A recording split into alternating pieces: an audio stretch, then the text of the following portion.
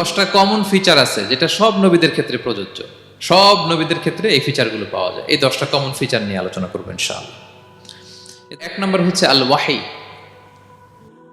সকল নবীকে আল্লাহ তাআলা ওহী পাঠিয়েছেন, রেভেলেশন, প্রত্যাদেশ। ওহী মানে সিক্রেট মেসেজ, যেটা নবী শোনে আর আল্লাহ জানে, দুনিয়ার মানুষ এটা শোনে না। নবীরা বললে কেবল শোনে। সুবহানাল্লাহ বলেন। সব নবীকে আল্লাহ এই ওহীটা পাঠিয়েছেন, জিবরাইল আলাইহিস সালাম মারফত ওহী পাঠিয়েছেন, অথবা সরাসরি কিতাব পাঠিয়েছেন, কিংবা সহিফা পাঠিয়েছেন। আল্লাহ তাআলা ইরশাদ করছেন, ইন্না আওহাইনা ইলাইকা কামা আওহাইনা ইলা নূহি ওয়ান নাবিয়িনা মিন বা'দি। নবী নূহ আলাইহিস সালামের পরে সব নবীদের কাছে আমি যেমনি ওহী পাঠিয়েছি, আপনার কাছেও আমি এভাবে ওহী পাঠিয়েছি। সব নবীদের কাছে আমি এভাবে ওহী পাঠিয়েছি। সূরা বাকারার শুরুতে মুত্তাকিদের সংজ্ঞা দিতে যে আল্লাহ তাআলা বলেন, ওয়াল্লাযীনা ইউমিনুনা বিমা উনজিলা ইলাইকা ওয়া মা উনজিলা মিন ক্বাবলিক ওয়া বিল আখিরাতি হুম ইউকিনুন। মানে নবী হে, মুত্তাকি তো তারা যারা আপনার উপর যে কিতাব নাজিল হয়েছে এটার উপরও ঈমান আনে, ওয়া মা উনজিলা মিন ক্বাবলিক, এর আগে যত কিতাব নাজিল হয়েছে তার উপরও ঈমান আনে। তা আমরা যদি শুধু কোরআনের উপর ঈমান আনি হবে? তার আগে যত কিতাব, আসমানি কিতাব নাজিল হয়েছে এগুলোর উপরও ঈমান আনার দরকার আছে না নাই? বলেন বলেন। তাওরাতের উপর ঈমান আনতে হবে, জাবুর, ইনজিল, সুহুফে ইব্রাহিম ও মূসা সবগুলোর উপর ঈমান আনতে হবে। তো এই ওহীগুলো আল্লাহ তাআলা নাজিল করেছেন। তাহলে 1 নাম্বার কমন ফিচার হচ্ছে আল্লাহ তাআলা ওহী পাঠিয়েছেন, সব নবীকে ওহী দিয়েছেন। 2 নাম্বার ফিচার হচ্ছে same language of the people. নবীকে আল্লাহ তাআলা যেই জাতিগোষ্ঠীর কাছে পাঠিয়েছেন তিনি ওই জাতির ভাষাতেই কথা বলেছেন। ধরেন মালয় এলাকাতে যদি আল্লাহ নবী পাঠান আর ওই নবী যদি আরবিতে কথা বলে, তা আমাদের মালয়েশিয়ান ভাইরা বুঝবে? আচ্ছা, আরব দেশে যদি আল্লাহ একজন নবী পাঠান, ওই নবী ধরেন যে ম্যান্ডারিনে কথা বলে, চাইনিজ ভাষায়, আরবরা বুঝবে? চায়নাতে ধরেন আল্লাহ তাআলা এক নবী পাঠালো, সে ওখানে যে হিন্দি ভাষায় কথা বলে, চাইনিজ লোকেরা বুঝবে না। তাহলে যেই জাতির কাছে আল্লাহ পাঠাইছেন ওই জাতির ভাষা দিয়ে আল্লাহ নবীকে পাঠাইছেন। সুবহানাল্লাহ। আল্লাহ তাআলা ইরশাদ করেন, ওয়ামা আরসালনা মির রাসূলিন ইল্লা বিলিসানি কওমিহি লিউবাইয়িনা লাহুম। আল্লাহ তাআলা যত রাসূল পৃথিবীতে প্রেরণ করেছেন, বিলিসানি কওমি, যে জাতির কাছে প্রেরণ করেছেন ওই জাতির ভাষায় প্রেরণ করেছেন, যাতে করে নবীর কথা এরা বুঝে। নবীরা এসেছেন বাণী বাহক হয়ে, এখন এই বাণী যদি বুঝতে না পারে তাহলে কাজ হবে? এজন্য প্রত্যেক নবীকে আল্লাহ তাআলা যে জাতির কাছে পাঠিয়েছেন ওই জাতির ভাষায় পাঠিয়েছেন। 3 নাম্বার হচ্ছে সকল নবীকে আল্লাহ তাআলা very good standard of character দিয়েছেন। চারিত্রিক দৃষ্টিকোণ থেকে অতুলনীয় ছিল এক একজন নবী। পা থেকে মাথা পর্যন্ত কালো দাগ ফেলার মতো কিছু ছিল না। আল্লাহু আকবার। মাসুম ছিলেন। আহলুস সুন্নাহ ওয়াল জামাআর আকীদা হচ্ছে প্রত্যেক নবী ছিলেন মাসুম, কোনো গুনাহ করেন নাই, নিষ্পাপ প্রতিটা নবী। সর্বোত্তম চরিত্র দিয়ে আল্লাহ তাআলা, অনুপম চরিত্র দিয়ে আল্লাহ তাআলা তাদেরকে পাঠিয়েছেন। আল্লাহ তাআলা বলেন, ওয়া ইন্নাকা লাআলা খুলুকিন আযীম, and verily you are on a very good standard of character. নবী হে, আপনি চমৎকার একটা ক্যারেক্টারের উপর প্রতিষ্ঠিত।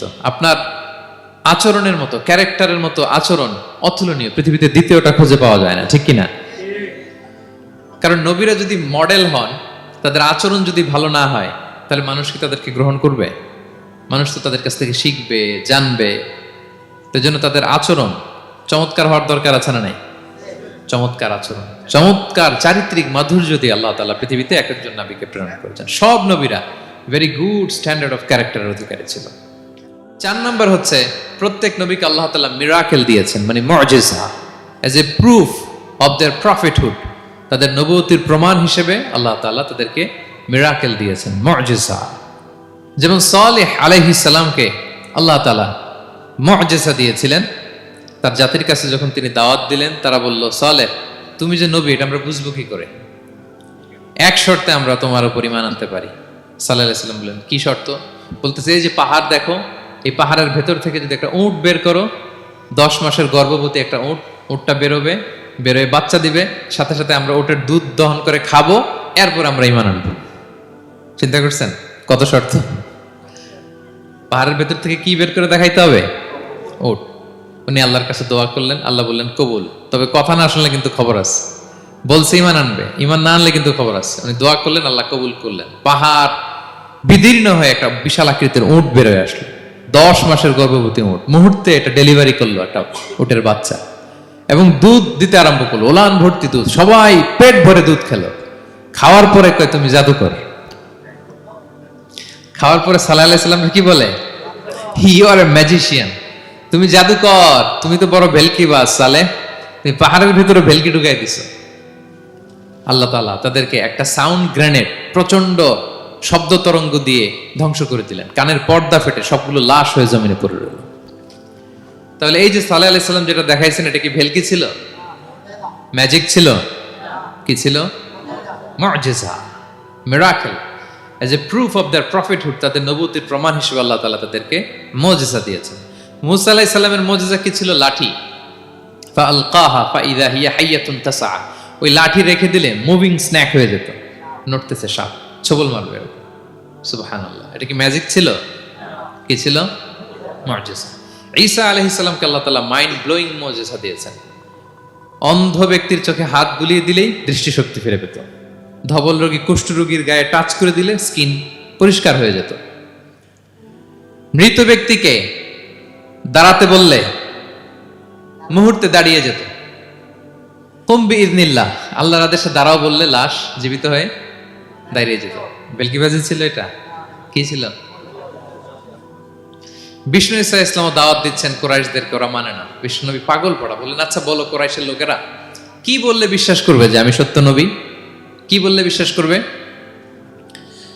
তারা বলল, মুহাম্মদ ওই যে আকাশের চাঁদ, এটার দুই ভাগ করে দেখাইতে বললে বিশ্বাস করবো তুমি সত্য নবী। কি আবদার দেখছেন? হ্যাঁ, নবীদেরকে পেয়ে মামুর বাড়ির আবদার নিয়ে আসছিল এক এক জাতিগোষ্ঠী। বলে মুহাম্মদ আকাশের জল জলে চাঁদটাকে যদি তুমি দুই ভাগ করে দেখাতে পারো তবেই বুঝবে তুমি নবী। বিষ্ণু ইসলাম আল্লাহর কাছে দোয়া করলেন, আল্লাহ বলেন ঠিক আছে। ইখতারাবাতিস সাআতু ওয়ানশাক্কাল কমার ওয়া ইয়ারাউ আয়াতান ইয়ারিদু ওয়া ইয়াকুলু সিহরুম মুস্তামির। বিষ্ণু নবী সাব্বাবা, এই আঙ্গুলের নাম কি? ইবহাম, সাব্বাবা, ওয়ুসতা, বিংসার, খিনসার। হ্যাঁ, আমরা ইংরেজি নাম ঠিকই জানি, আরবিটা জানি না। ইবহাম, সাব্বাবা, ওয়ুসতা, বিংসার, খিনসার। বিষ্ণু সাব্বাবা আঙ্গুলি উঠালেন, এটা শাহাদাত আঙ্গুলি বলে আমাকে, আসলে সাব্বাবা আরবিতে। তো বিশ্বনবী এভাবে আল্লাহর নাম নিয়ে চাঁদের দিকে ইঙ্গিত করলেন, মুহূর্তে আকাশের জ্যোৎস্না বিলানো চাঁদটা দুই ভাগ হয়ে গেল।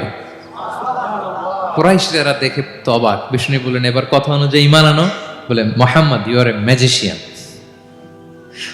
মুহাম্মদ তুমি বড্ড বড় জাদুকর, তুমি চাঁদের মধ্যে জাদু লাগাই ফেলছো। নাউযুবিল্লাহি মিন যালিক।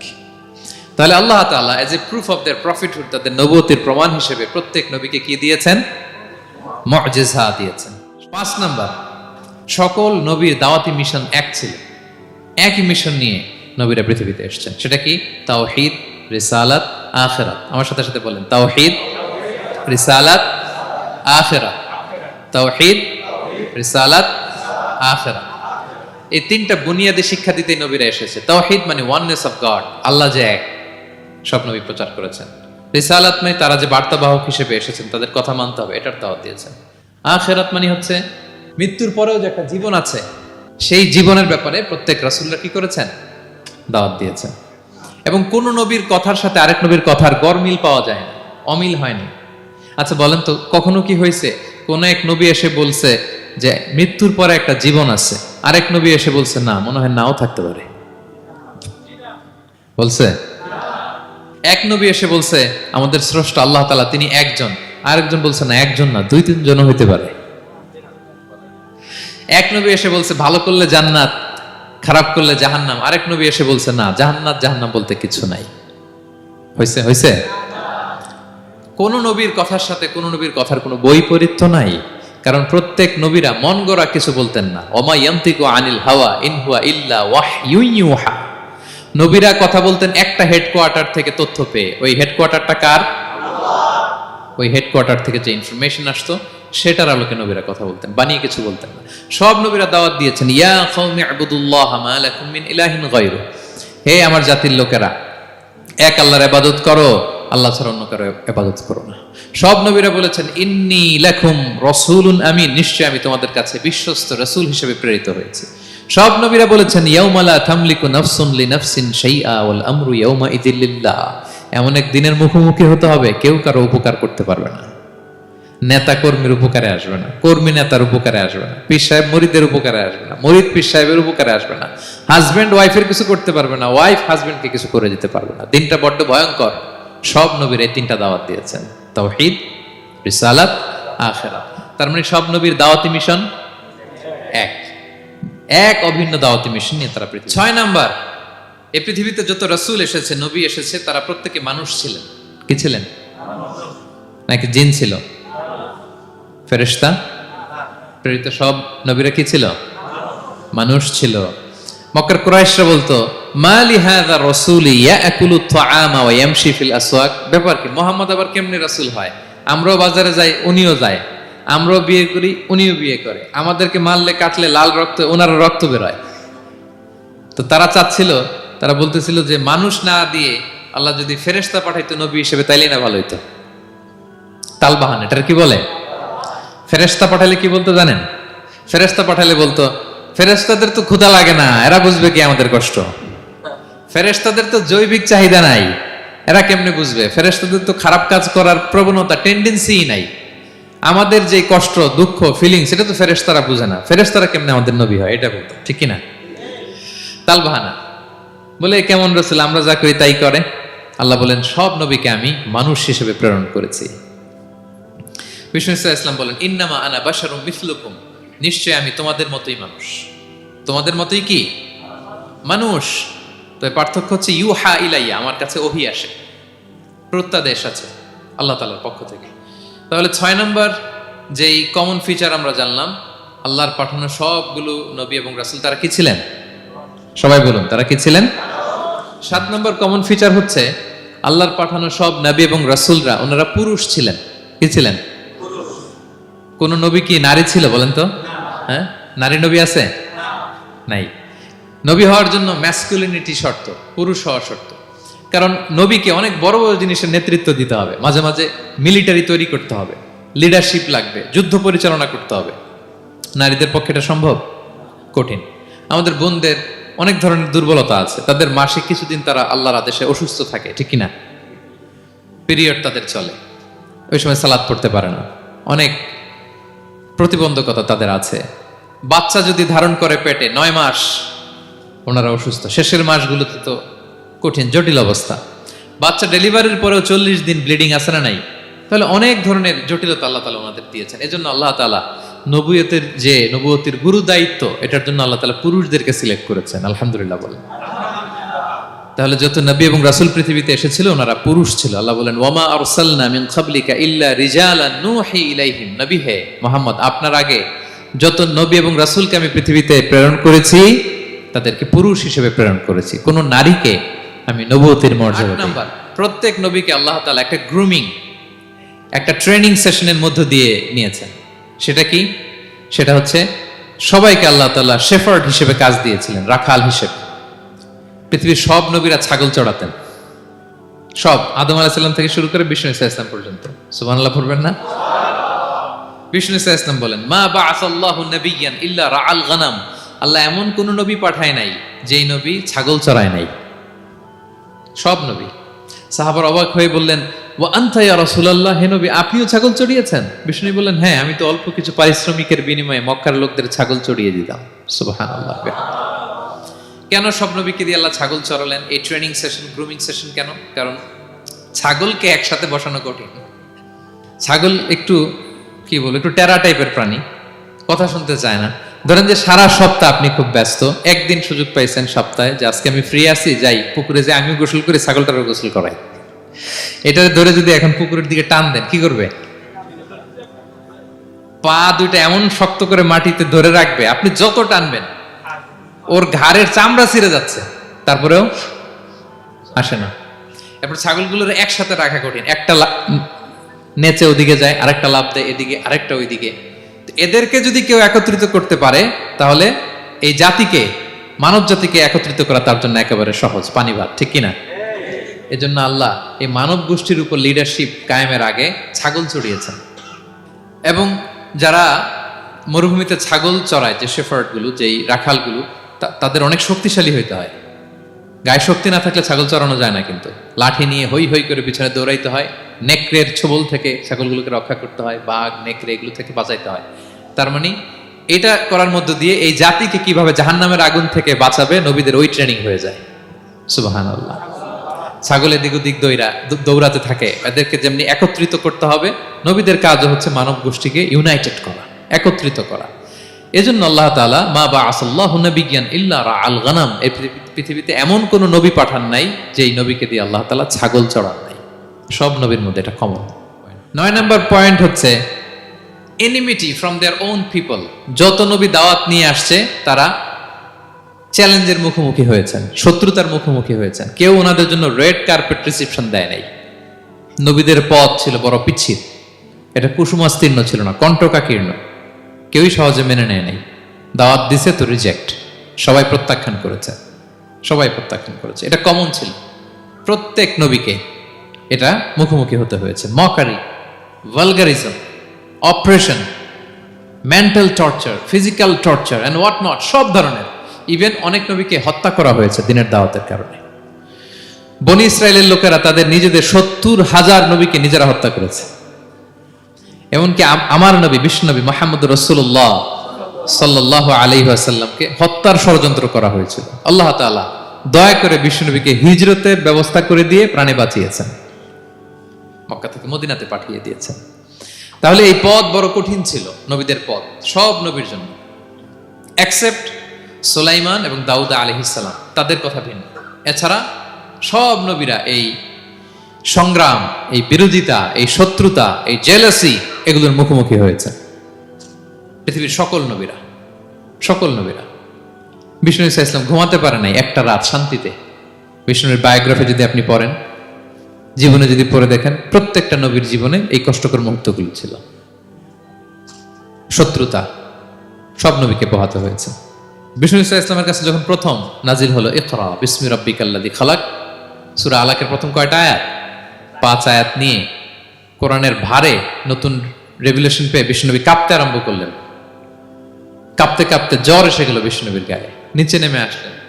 খাদিজা রাদিয়াল্লাহু তাআলা আনহাকে বললেন, জাম্মিলুনি জাম্মিলুনি, আমাকে কম্বল চাপা দাও, আমার খুব শীত লাগছে, আমার জ্বর এসে গিয়েছে। কাঁপতে লাগলেন বিষ্ণু ইসলাম।